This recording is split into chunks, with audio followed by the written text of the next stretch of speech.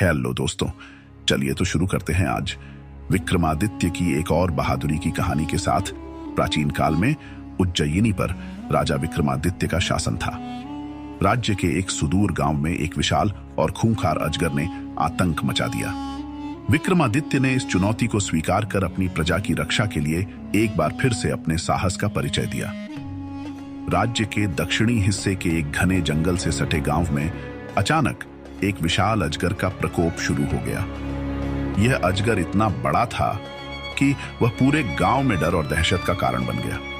अजगर अक्सर जंगल से बाहर निकलकर गांव के मवेशियों को निगल जाता और कभी-कभी इंसानों पर भी हमला कर देता।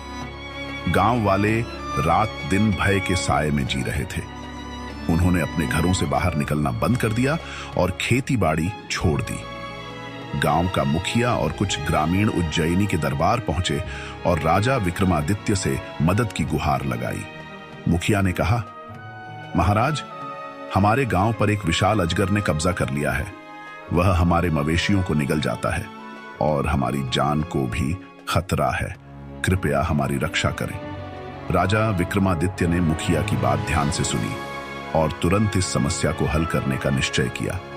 उन्होंने अपने दरबारियों और सैनिकों से पूछा कि कौन इस खतरनाक अजगर से लड़ने के लिए तैयार है।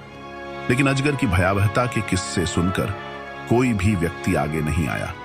तब विक्रमादित्य ने खुद इस कार्य को अंजाम देने का निर्णय लिया। उन्होंने कहा, एक राजा का सबसे बड़ा धर्म अपनी प्रजा की रक्षा करना है। यदि मेरे राज्य के लोग भय में हैं, तो यह मेरा कर्तव्य है कि मैं उनका भय दूर करूं। उन्होंने अपनी तलवार और ढाल को उठाया और अपने सबसे तेज घोड़े पर सवार होकर गांव की ओर निकल पड़े। राजा विक्रमादित्य ने गांव पहुंचकर स्थिति का जायजा लिया। गांव के लोग उनसे मिले और उन्हें बताया कि अजगर जंगल के पास स्थित एक बड़ी गुफा में रहता है। वह रात के समय गांव में आता है और हमला करता है। विक्रमादित्य ने ग्रामीणों को सांत्वना दी और कहा, डरो मत, मैं इस समस्या का अंत करूंगा।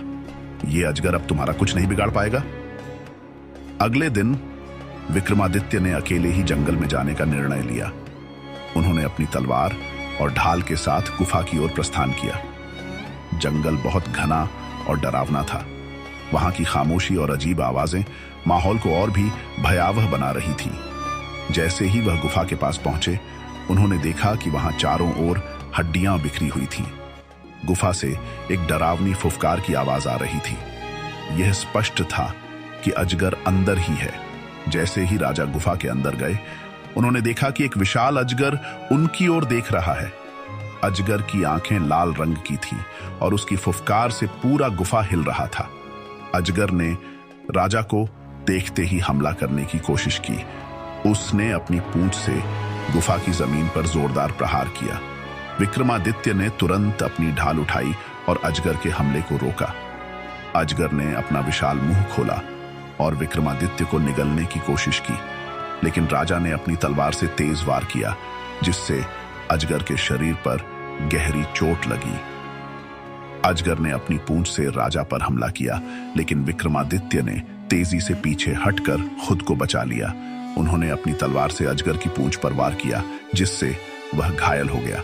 अजगर ने जोर से फुफकार कर विक्रमादित्य पर झपट्टा मारा, लेकिन राजा ने अपनी तलवार से उसकी गर्दन पर प्रहार किया। यह वार इतना तेज था कि अजगर गुस्से और दर्द से तड़पने लगा। राजा ने अपनी सूझबूझ और बहादुरी से आखिरकार अजगर की गर्दन पर जोरदार वार किया, जिससे उसका अंत हो गया। विशाल अजगर जमीन पर गिर पड़ा और उसके प्राण निकल गए। विक्रमादित्य ने अजगर को मारकर गांव वालों को उसकी गुफा तक बुलाया।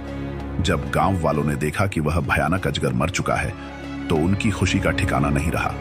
ग्रामीणों ने राजा विक्रमादित्य का धन्यवाद किया और उनका जयकारा लगाया। उन्होंने कहा, महाराज, आपने हमारी जान बचाई। आपके साहस और कर्तव्य निष्ठा को हम कभी नहीं भूल सकते। विक्रमादित्य ने मुस्कुराते हुए कहा, यह मेरा कर्तव्य था। एक राजा का धर्म अपनी प्रजा की रक्षा करना है। अब तुम सब निर्भय होकर अपने जीवन को आगे बढ़ाओ। यह कहानी राजा विक्रमादित्य की निडरता, साहस और कर्तव्य निष्ठा को दर्शाती है। यदि आपको कहानी पसंद आई हो तो चैनल को सब्सक्राइब करें दोस्तों। Thanks for watching.